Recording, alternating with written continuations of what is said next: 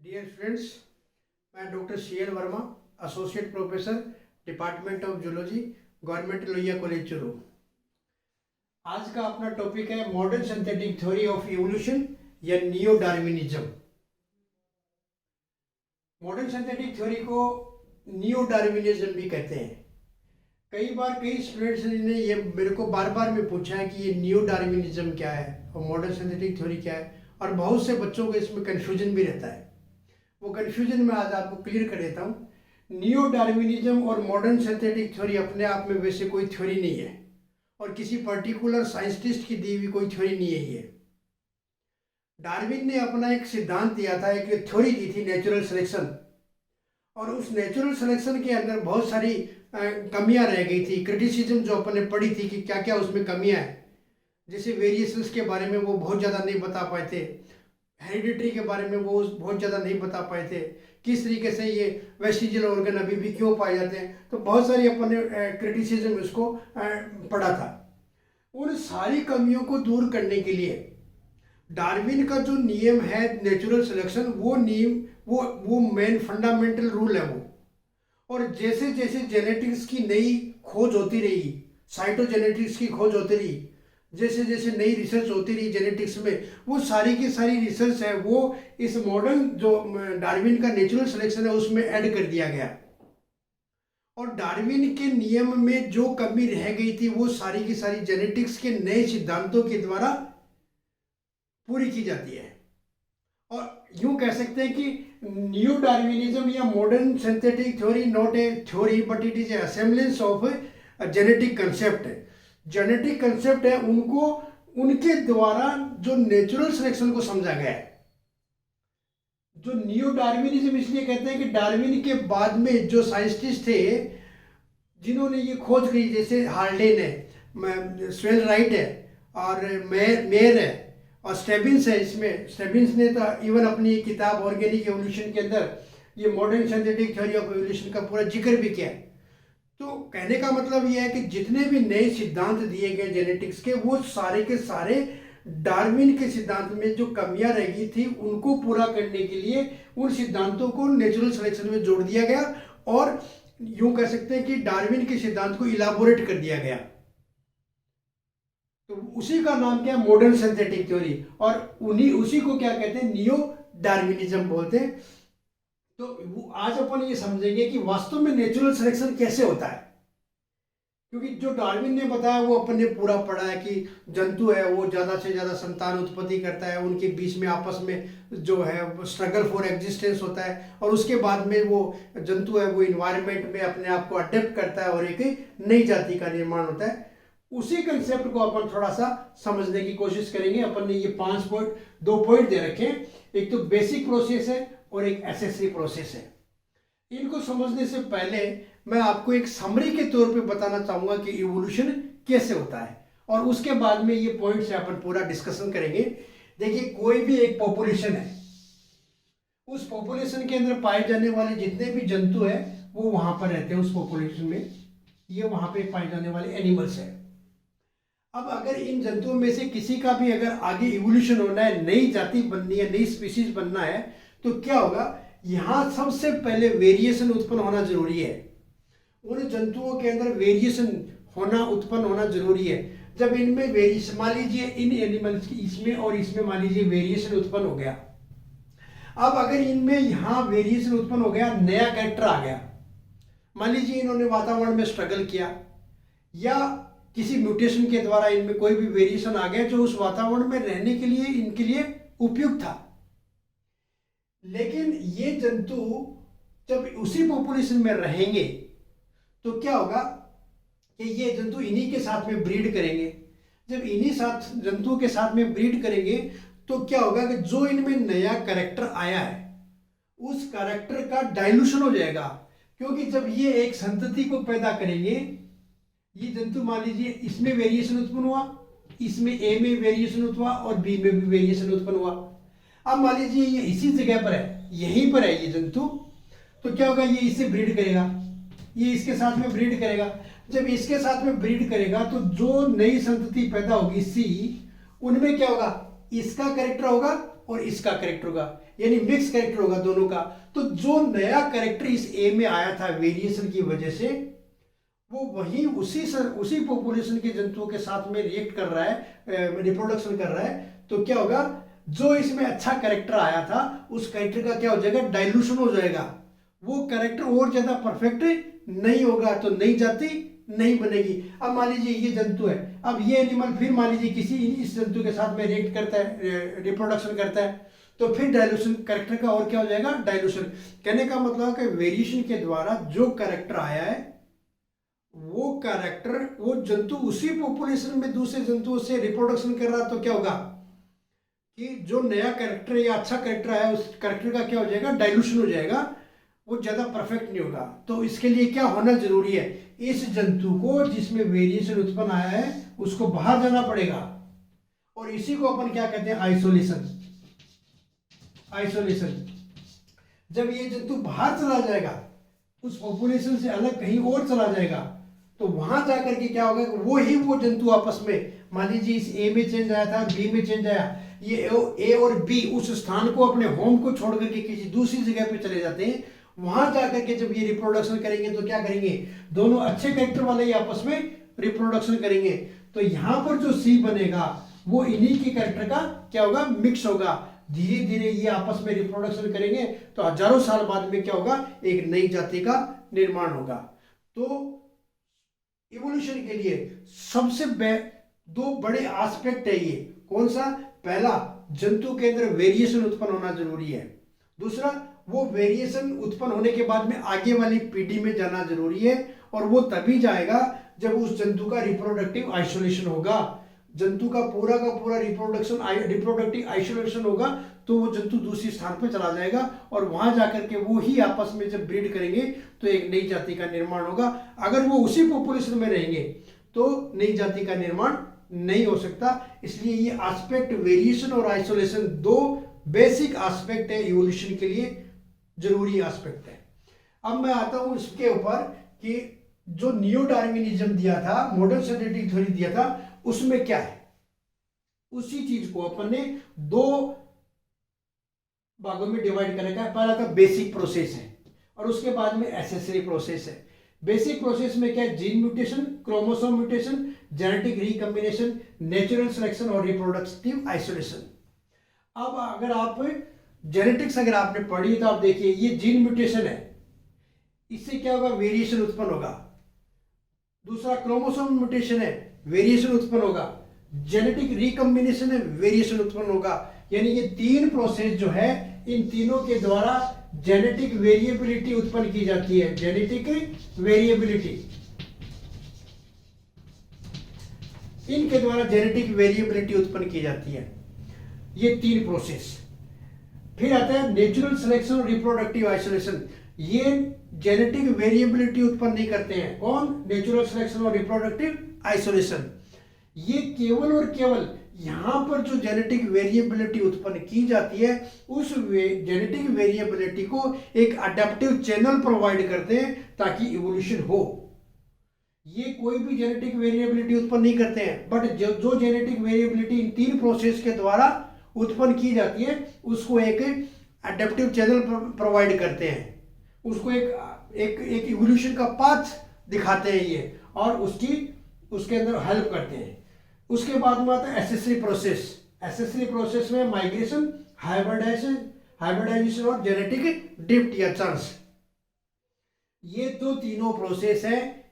तो इन तीनों जो मेथड है, माइग्रेशन, हाइब्रिडाइजेशन और जेनेटिक ड्रिफ्ट, ये तीनों एसेसरी प्रोसेस इन पांच प्रोसेस की वर्किंग को प्रभावित करते हैं और इवोल्यूशन में मदद करते हैं। यहां तक कि माइग्रेशन और हाइब्रिडाइजेशन, ये दोनों जेनेटिक वेरिएबिलिटी को भी बढ़ाने का काम करते हैं। यद्यपि तीनों जेनेटिक वेरिएबिलिटी इन तीन जो बेसिक प्रोसेस है उनके द्वारा इंक्रीज की जाती है, इन्हीं के द्वारा उत्पन्न की जाती है।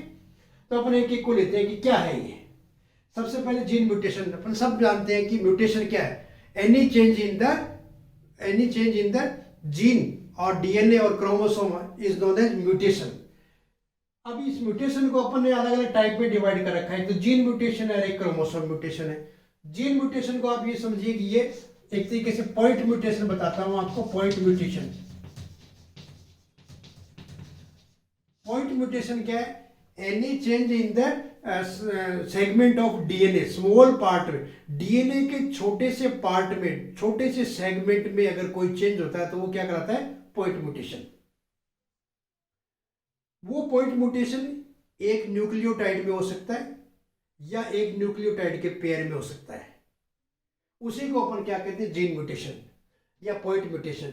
इस पॉइंट म्यूटेशन को अगर अपन आगे करें तो उसको अपन एडिशन बोलते हैं। किसके द्वारा होता है? एडिशन। मान लीजिए एक छोटा सा डीएनए का टुकड़ा है, टूट करके किसी दूसरे डीएनए पर आकर के लगता है, या न्यूक्लियोटाइड का पोर्शन, एक ट्रिपलेट कोडोन का एक पोर्शन जो आकर के दूसरे में ऐड हो जाता है, तो वो क्या? एडिशन। तो या क्या हो गया? एक म्यूटेशन हो गया। इसी तरीके से डिलीशन, डिलीशन अगर मान लीजिए किसी डीएनए का एक टुकड़ा टूट करके और लॉस हो जाता है उसका, तो वो भी अपने आप में क्या होता है? म्यूटेशन है। तो ये जीन म्यूटेशन है। अब इन दोनों जीन म्यूटेशन को अपन फ्रेम शिफ्ट म्यूटेशन भी बोलते हैं। फ्रेम शिफ्ट म्यूटेशन, क्योंकि एक का लॉस हुआ है तो कहीं दूसरे में जाके वो ऐड होगा, तभी इसको क्या बोलते हैं? Frame shift mutation. तो ये इस प्रकार से म्यूटेशन पैदा होते हैं, और इन्हीं म्यूटेशंस की वजह से क्या होंगे? वेरिएशन बढ़ेंगे। मतलब म्यूटेशन होने का मतलब क्या है? उस जंतु के अंदर वेरिएशन उत्पन्न हो गया, और अपने को करना क्या है? जेनेटिक वेरिएबिलिटी बढ़ानी है। अभी अपन जो मेन चीज देखेंगे वो क्या है? जेनेटिक वेरिएबिलिटी कैसे बढ़ती है, कैसे उत्पन्न होती है, और फिर आगे वो कैसे जाती है। तो ये जो जेनेटिक वेरिएबिलिटी किसके द्वारा बढ़ती है? ये 3 प्रोसेस में।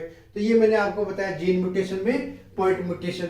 इसी तरीके से जैसे क्रोमोसोम म्यूटेशन है। क्रोमोसोम म्यूटेशन का मतलब change in the part of chromosome, और क्रोमोसोम के सेट में भी परिवर्तन क्या कहलाता है? Chromosome mutation. क्रोमोसोम के नंबर में भी चेंज क्या कहलाता है? Chromosomal mutation. अब इस क्रोमोसोमल म्यूटेशन को अपन देखें तो इसके भी अपन कई टाइप कर सकते हैं, जैसे structural changes, structural changes in the chromosome. Structural changes, structural changes में क्या होगा? वही addition, deletion, translocation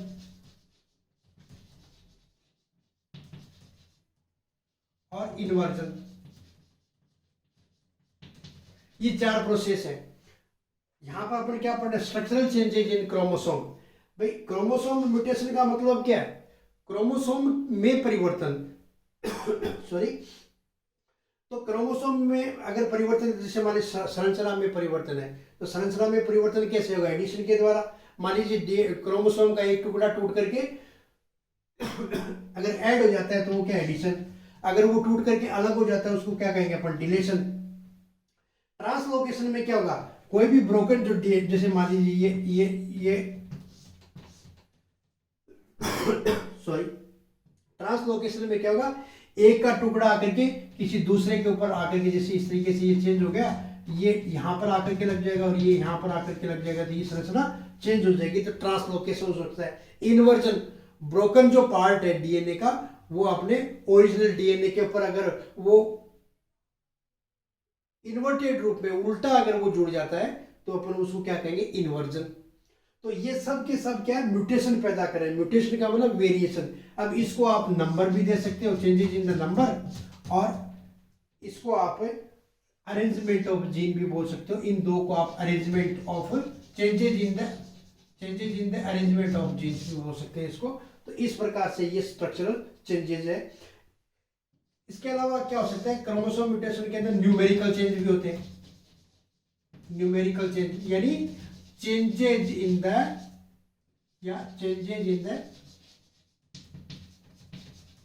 number of chromosome. जैसे यूप्लॉइडी है। अब यूप्लॉइडी में क्या होगा? क्रोमोसोम का जो सेट है उसमें परिवर्तन होगा, पूरे के पूरे सेट में परिवर्तन होगा। तो यहां पर 2n की बजाय क्या हो जाएगा? 1n भी हो सकता है, 2n भी हो सकता है, 3n भी हो सकता है, 4n भी हो सकता है। यानी क्रोमोसोम का सेट है ना, वो बढ़ रहा है यहाँ पे, तो ये यूप्लॉइडी होगी। इसी तरीके से एन्यूप्लॉइडी है, एन्यूप्लॉइडी। एन्यूप्लॉइडी में क्या होगा, यहां पर क्रोमोसोम के एक सेट के अंदर चेंज होगा, या पूरे सेट के अंदर चेंज है और यहां पर एक सेट के अंदर परिवर्तन होगा, तो उसको अपन जैसे नलीसोमी है, नलीसोमी, तो नलीसोमी में क्या होगा 2n-2, 2n-2 क्या हो गया नलीसोमी। इसी तरीके से मोनोसोमी है 2n-1, monosomy. Trisomy 2n+1, trisomy. तो ये क्या है, यहां पर भी यहां क्या हो रहा है, क्रोमोसोम में नंबर में चेंज हो रहा है। तो इस प्रकार से जीन म्यूटेशन और क्रोमोसोम म्यूटेशन, जो आप जेनेटिक्स में बहुत डिटेल में पढ़ते हो, वो सारे के सारे म्यूटेशंस होते हैं। इनके द्वारा म्यूटेशंस पैदा हो गए। म्यूटेशंस का मतलब है कि जंतु के अंदर, एनिमल के अंदर क्या उत्पन्न हो गए, वेरिएशंस। तो ये जो दो प्रोसेस अपन ने पढ़े हैं, वो क्या करते हैं, जंतु में वेरिएशंस को बढ़ाते हैं। थर्ड आता है जेनेटिक रिकम्बिनेशन। जेनेटिक रिकम्बिनेशन में क्या होगा कि मान लीजिए एक मेल गैमेट और एक फीमेल गैमेट आपस में जब ये फ्यूज होते हैं, जब ये आपस में फ्यूज होंगे तो क्या होगा, जाइगोट बनेगा। तो जब जाइगोट बना तो इसका मतलब एक पेरेंट के कैरेक्टर आ रहे हैं और दूसरे पेरेंट के कैरेक्टर आ रहे हैं, तो ये क्या होगा, जीन रिकम्बिनेशन। तो जो नई संतति बनेगी वो इससे भी डिफरेंट होगी और इससे भी डिफरेंट होगी, दोनों की इंटरमीडिएट होगी, तो ये क्या कहलाता है, जीन रिकम्बिनेशन। तो ये भी वेरिएशन है अपने आप में, जंतु में क्या हो गया, वेरिएशन। इसी को अगर अपन आगे ले तो क्रॉसिंग ओवर होता है जंतुओं के अंदर, क्रॉसिंग ओवर। जो मेल गैमेट और फीमेल गैमेट जब बनते हैं तो मियोसिस की क्रिया होती है, और जब मियोसिस की क्रिया होती है तो काइस्मेटा फॉर्मेशन होता है और क्रॉसिंग ओवर होती है। तो उसमें क्या होगा, जैसे दो क्रोमोसोम है, अब इन दोनों क्रोमोसोम में क्या होगा, आपस में ये क्रॉसिंग ओवर होगी। ये वाला इसका पीस आकर के ये इसके साथ में जुड़ जाएगा और ये इसके साथ में जुड़ जाएगा, तो ये क्या हो गया, अलग कॉम्बिनेशन बन गया यहाँ पे। तो ये भी क्या हो गया, एक तरीके से जेनेटिक रिकम्बिनेशन है। तो जो इसके अंदर जो गैमेट बनेगा वो बिल्कुल डिफरेंट प्रकार का बनेगा। तो ये भी अपने आप में क्या है, एक जेनेटिक रिकम्बिनेशन है। तो ये जो 3 प्रोसेस जो मैंने आपको बताया, जीन म्यूटेशन, क्रोमोसोम म्यूटेशन और जेनेटिक रिकम्बिनेशन, ये तीनों के तीनों प्रोसेस क्या कर रहे हैं, जेनेटिक वेरिएबिलिटी को बढ़ाते हैं। अब जंतु के अंदर वेरिएशन तो उत्पन्न हो गए, अब वो वेरिएशन अगर बेनिफिशियल है तो आगे वाली पीढ़ी में जाएंगे और वो परफेक्ट भी होंगे और धीरे धीरे आगे वाली पीढ़ी में जाते रहेंगे। अब वो कैसे जाते रहेंगे, अब क्या होगा, नेचुरल सिलेक्शन होगा। नेचर उस वेरिएशन को जो यहां पर उत्पन्न किया गया इन मेथड्स के द्वारा सॉरी, जो वेरिएशन उत्पन्न किए गए उनको नेचर सेलेक्ट करता है। अब नेचर कैसे सेलेक्ट करेगा, उनके पास, नेचर के पास में कोई मशीन तो है नहीं कि वो उसको सेलेक्ट कर लेगा। तो नेचुरल सिलेक्शन कैसे होता है, एक एग्जांपल के द्वारा बताता हूं आपको। एक तो होता है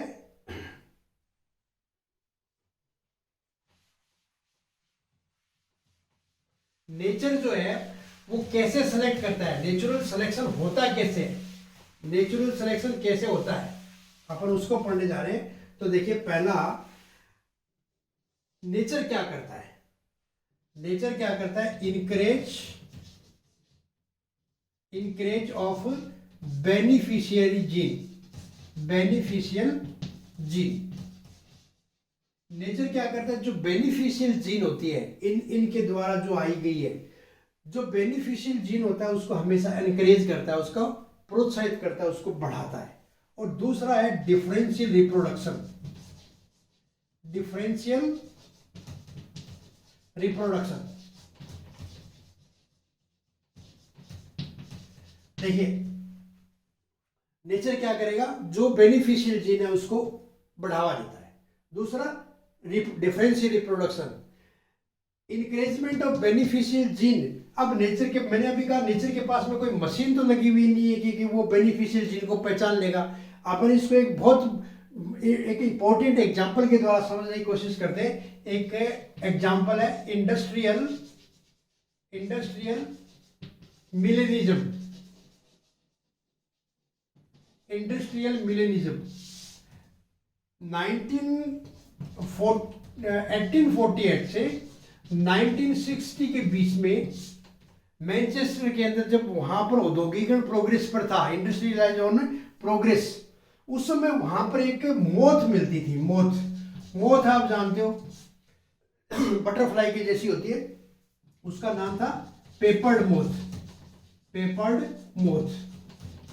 ठीक है, और वो मोथ जो है उसका जूलॉजिकल नाम था बिस्टन ब्यूटुलेरिया।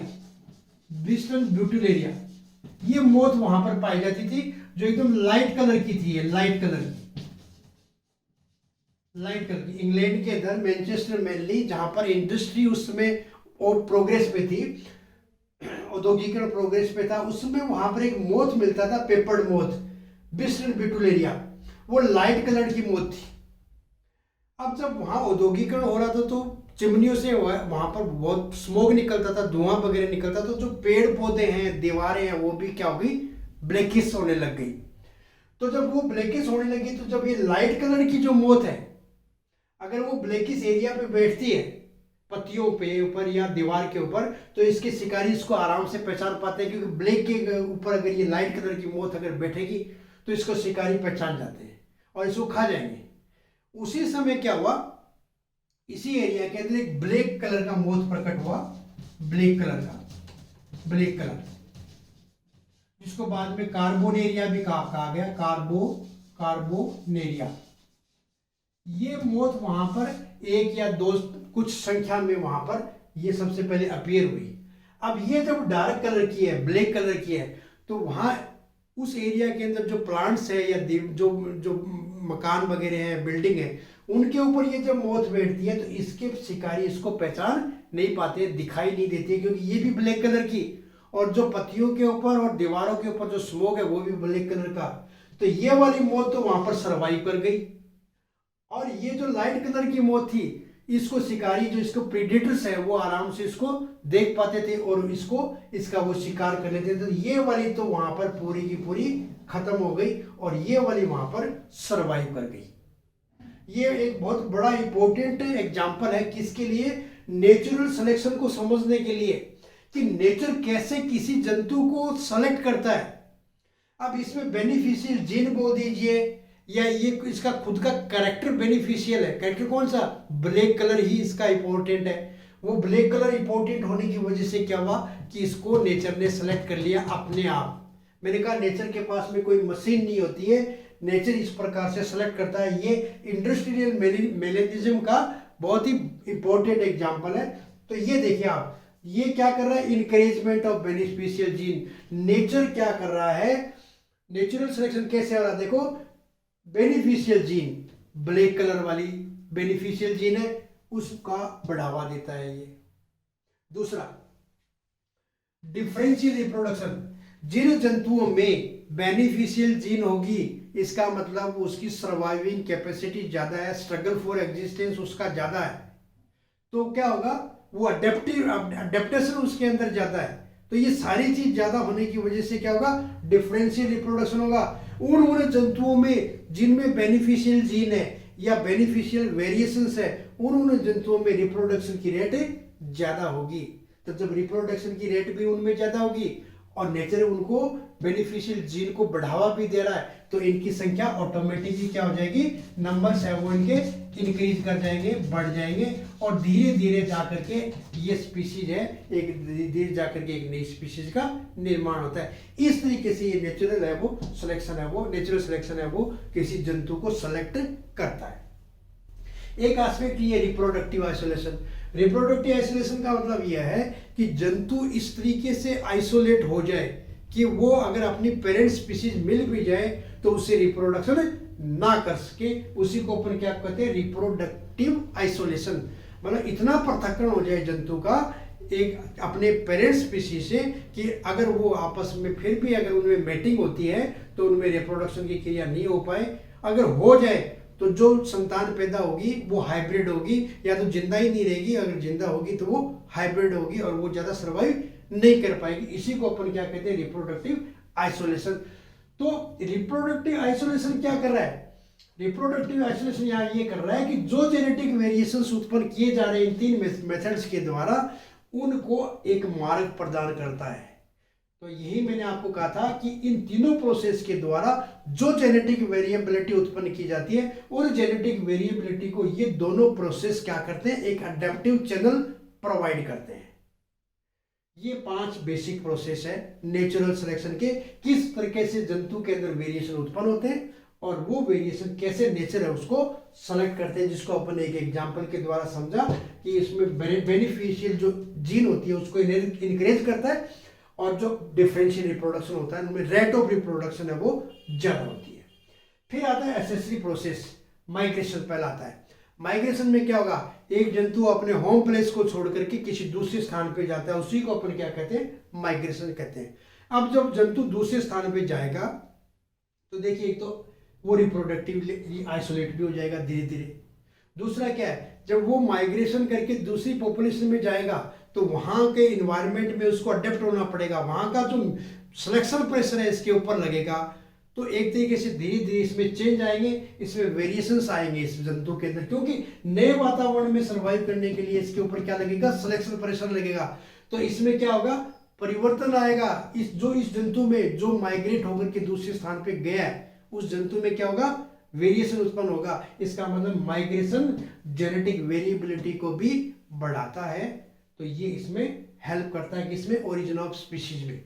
हाइब्रिडाइजेशन, यद्यपि जंतुओं के अंदर हाइब्रिडाइजेशन जो होता है वो इवोल्यूशन में ज्यादा रोल नहीं रखता है, लेकिन प्लांट्स में अगर 2 स्पीशीज के अंदर अगर ब्रीडिंग होती है तो हाइब्रिड उत्पन्न होता है और वो सर्वाइव भी करता है। तो ये भी क्या करता है, इस सिलेक्शन के अंदर नेचुरल सिलेक्शन में सहयोग करता है।